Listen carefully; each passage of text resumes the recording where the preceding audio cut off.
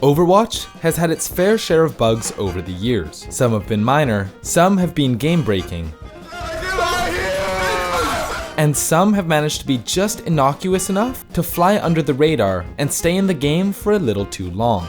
The ability we're talking about today belongs to none other than Roadhog, and for those who have been playing Overwatch since the beginning, you'll remember vividly the complaints and Reddit threads surrounding one of his main abilities. Today, we'll be looking at one of the jankiest moves in Overwatch history, Roadhog's Hook.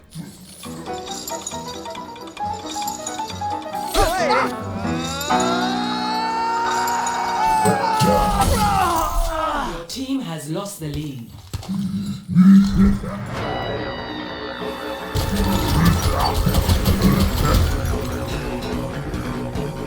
Ever since the Overwatch Open Beta went live on May 5th, 2016, players saw the solo carry potential in Roadhog. He was a self-healing tank who could one-shot most DPS heroes, and with his easily exploitable hook, a player could single-handedly climb the ranks and carry his team to victory.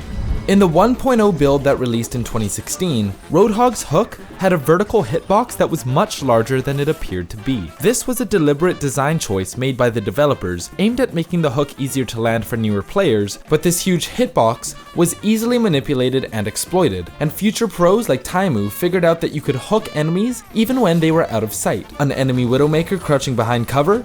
No problem. Or a Hanzo just over the lip of a ledge. Just aim roughly around where they're hiding, and you get a free kill. A popular use for this exploit was on Route 66, where it was possible to hook enemies off big earls and onto the low ground without ever setting eyes on them. And it doesn't end there.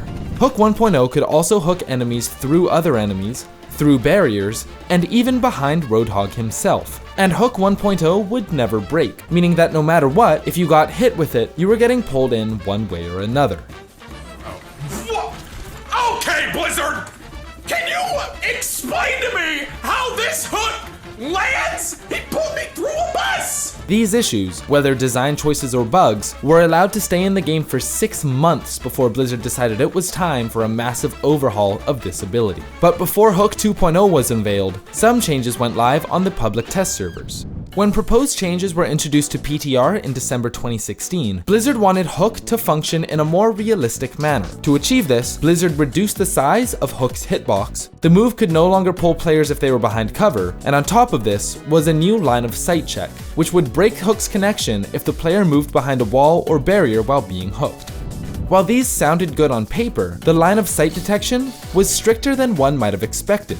For example, Roadhog might be able to see half of a character and land his hook on them, but if the center of the character model collided with a wall, then the hook would be broken. It also didn't account for character momentum, meaning if you hooked a high-speed target as they moved behind a wall, the hook would be broken. Luckily, these changes didn't make it past the PTR, as they made Roadhog's signature move frustrating to use. The Balance team did, however, believe that this was a step in the right direction, and made changes to make Hook 2.0 feel fair for both the player throwing it, as well as the player being hit. As a compromise, the ability's hitbox was increased to be more visually accurate, and would significantly slow the momentum of a hooked player to prevent them from being carried behind a wall after being hit. It also guaranteed that the hook target would be placed directly in front of you as long as you didn't turn more than 70 degrees. Hook 2.0's release was met with positivity, but there were still issues that needed to be fixed. In the coming month, Hook 3.0 was released, which would introduce one last major change to the ability. This patch guaranteed that the hook target would be placed exactly 3.5 meters away from Roadhog. Alongside this change, the bullet spread of his primary fire was decreased by 20%. These two changes made Roadhog's one-shot combo more difficult to land, but more consistent across all character models. This in turn would standardize the combo where Roadhog takes a step forward before shooting the enemy in the head, landing more damage and finishing them off with a melee. The launch of Hook 3.0 was hailed as a success, but something was coming. A bug far worse than any that came before it. In June 2017, players discovered that if Roadhog landed a hook and spun around at max speed, the enemy would be locked into the hook animation, and Roadhog's hapless victim would be rendered useless as Roadhog spun them around like Bowser. It was completely broken and super easy to do. All you had to do was turn your sensitivity all the way up, land a hook, and shake your mouse in every direction. The most popular example of this is 2Mad's video, where he gets accused of hacking by half a dozen players as he suplexes them off the map while spinning. But the glitch had practical uses outside of just griefing.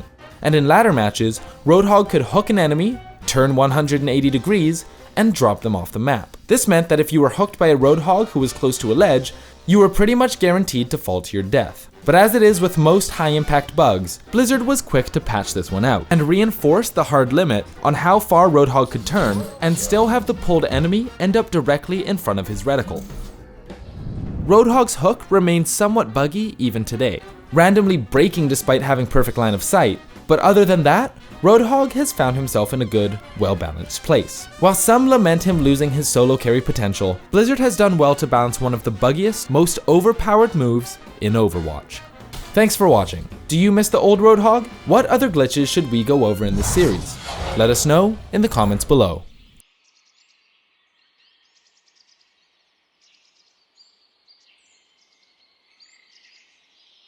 Do you miss the old Roadhog? Get all the pulls Roadhog? Or do you like the new Roadhog? Melee pew pew Roadhog? Don't put that in.